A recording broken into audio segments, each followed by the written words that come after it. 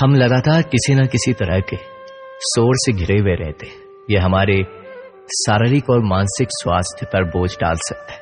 ऐसे में कुछ वक्त बिल्कुल चुप रहकर खुद के साथ बिताएं। यह आपके स्वास्थ्य के लिए फायदेमंद है। क्या हम हर समय शोर शराबे के बीच नहीं रहते? लगातार लोगों की बकबक, बाहर गाड़ियों का शोर, तेज म्यूजिक की आवाज, यह सब हमारे तनाव का कारण है और हमारी नींद को बाधित करते हैं। मगर क्या हम कुछ देर के लिए इन सबसे दूर नहीं रह सकते? जी हाँ, हम खुद के साथ वक्त बिताकर और कुछ देर सिर्फ अपने विचारों के साथ शांति का आनंद ले सकते हैं। इंसान के सभी दुखों का कारण बोलना ही है, क्योंकि आवश्यकता से अधिक बोलना ही दुखों का कारण बनता है। इसलिए कम बोले, सटीक बोले, मधुर बोले और सबसे जरूरी जितनी आवश्यकता उतना ही बोले। वाणी या बोलना ही नहीं बल्कि मौन में भी शक्ति होती है। यही कारण है कि धर्मों में मौन को बहुत महत्व दिया गया है। श्री कृष्ण कहते हैं, सेहत से मौन का गहरा संबंध है और इससे मानसिक शांति मिलती है। मौन से विचारों में एकाग्रता आती है और रचनात्मकता बढ़ती है। इसलिए जितने भी साधु संत या तपस्वी हुए, सबने मौन रहकर और ध्यान लगाकर ही संसार में गुट ज्ञानों को प्राप्त किया। हमारे जीवन में एक नहीं बल्कि बहुत सारे दुखों का कारण बोलना ही है, क्योंकि हमारी समस्या यही है कि हम चुप नहीं रह सकते। हमेशा कुछ न कुछ बोलते ही रहते हैं और आपके बोलने के कारण ही आधे से ज्यादा दुख निर्मित होते हैं। परिवार में कलह कलेश का कारण भी हमारा बोलना ही होता है। आप जितनी भूख उतना भोजन खाते, जितनी जरूरत उतना कार्य करते, लेकिन क्या आपने कभी इस बारे में सोचा है कि आप कितना बोलते हैं? क्या आप उतना ही बोलते हैं जितनी आवश्यकता है, या अनावश्यक ही सारे दिन बोलते हैं?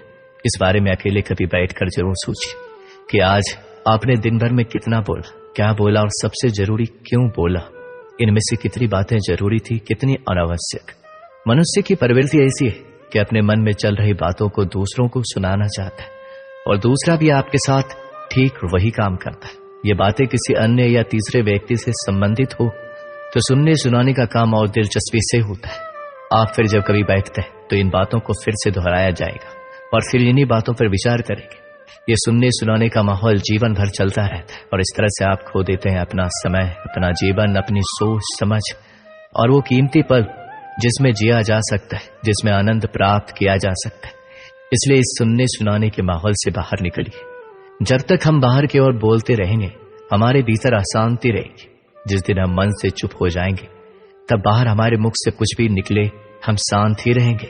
दुनिया में जितनी बुराइयां हैं, परिवार में कलेश है, पति पत्नी में विवाद है, सब बोलने के कारण ही होते।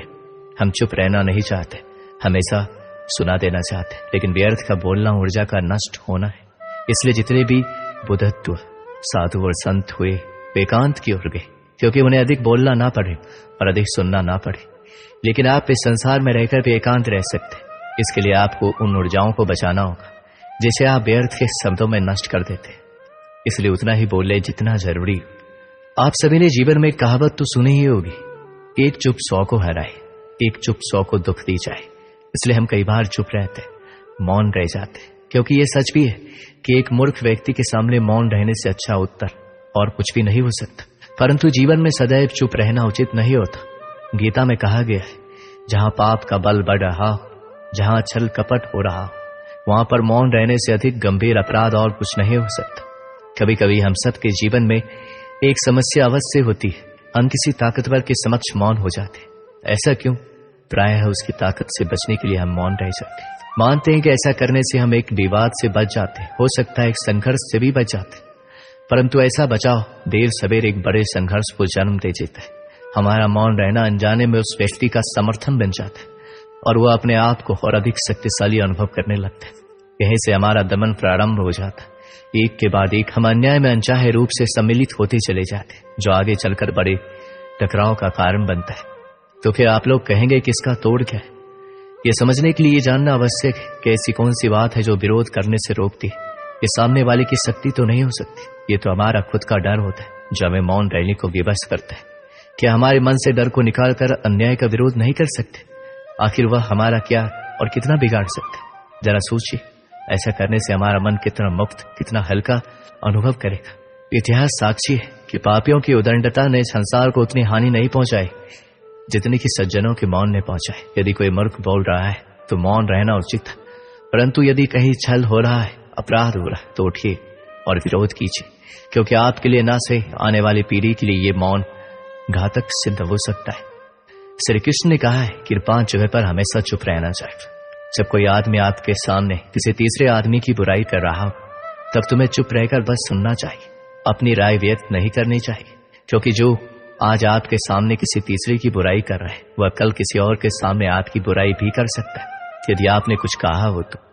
यदि आपको किसी घटना या किसी विषय पर अधूरी जानकारी है तो चुप रहना ही उत्तम है, क्योंकि अधूरा ज्ञान बड़ा घातक होता है और यह आपको हंसी का पात्र भी बना सकता है और या किसी मुसीबत में भी डाल सकता है। यदि आपको लग रहा है कि कोई व्यक्ति आपकी भावना, दुख या परेशानी को शब्दों में नहीं समझ पा रहा है या वह आपको ध्यान से नहीं सुन पा रहा है, तो ऐसे व्यक्ति के सामने चुप रहना ही ठीक है, क्योंकि ऐसे लोगों को आपकी भावना या दुख से कोई मतलब नहीं होता।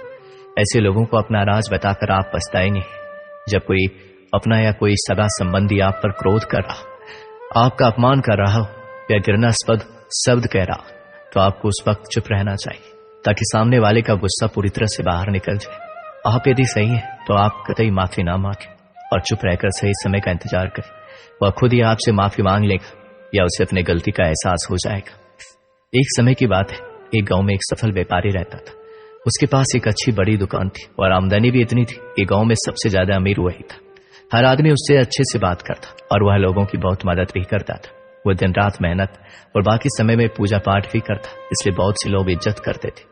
पर उस व्यापारी की एक बुरी आदत थी, वह जल्दी गुस्से में आकर लोगों से भला बुरा कह देता था, जिससे गांव के बहुत से लोग उससे नाराज रहते। और जब वह नाराज लोगों को मनाने जाता तो वो लोग नहीं मानते, तो उसको और गुस्सा आ जाता, वह उसको और बुरा भला कह देता। फिर बाद में व्यापारी को बहुत बुरा लगता। एक बार गांव में एक बहुत ही ज्ञानी संत आए। कुछ ही दिनों में दूर दूर तक उनके ज्ञान के चर्चे होने लगे। यह बात व्यापारी तक पहुंची। वह दौड़कर संत से मिलने पहुंचा। व्यापारी ने संत की बहुत सेवा की और अपनी सारी समस्या बताई। संत ने व्यापारी से कहा, तुम बहुत सारी कागज के टुकड़े लो और पूरे गांव में फेंको, फिर मेरे पास आना। व्यापारी बिना सोचे समझे दिन भर कागज के छोटे छोटे टुकड़े पूरे गांव में फैला देते और फिर संत के पास पहुंच जाता है। संत उस व्यापारी से कहते हैं, तुम्हारी समस्या का समाधान मिल गया, बस तुमको एक काम करना है। तुम जाकर उन सभी कागज के टुकड़ों को इकट्ठा करके यहाँ ले और फिर समस्या का समाधान पाकर। व्यापारी बिना कुछ सोचे समझे उन कागज के टुकड़ों को इकट्ठा करने पहुंच जाता है। बहुत देर कोशिश करने के बाद व्यापारी को समझ आता है कि यह काम करना तो नामुमकिन है। दौड़कर संत के पास जाता है और कहता है, आपने जो काम दिया है वो असंभव है, मैं चाहकर भी पूरा नहीं कर सकता। संत मुस्कुराते और कहते, बेटा मैं भी यही कहना चाहता हूं, किसी को कहे अब शब्द वापस नहीं आ सकते, इसलिए हमेशा सोच समझकर बोलना चाहिए। आज के बाद तुम ये बात अपने मन में अच्छे से बिठा लो, चाहे कुछ भी हो जाए तुमको किसी को अब शब्द नहीं बोलना। संत से प्राप्त इस ज्ञान से व्यापारी की आंखें खुल जाती। वह दोबारा कभी किसी को गुस्से में कुछ बोलने वाला रहता है तो उसको कागज के टुकड़ों का उदाहरण याद आ जाता है। इस कहानी से हमें क्या सीख मिलती है कि कितनी भी मुश्किल क्यों ना हो, हमें किसी को अपशब्द नहीं बोलने चाहिए, क्योंकि अपशब्द से हुए नुकसान की भरपाई करना संभव नहीं है और किसी को गलत शब्दों से ठेस नहीं पहुंचाना चाहिए। दोस्तों, इस वीडियो में बस इतना है। मिलते हैं अगली वीडियो में। अपना ख्याल रखिएगा। जय श्री कृष्ण।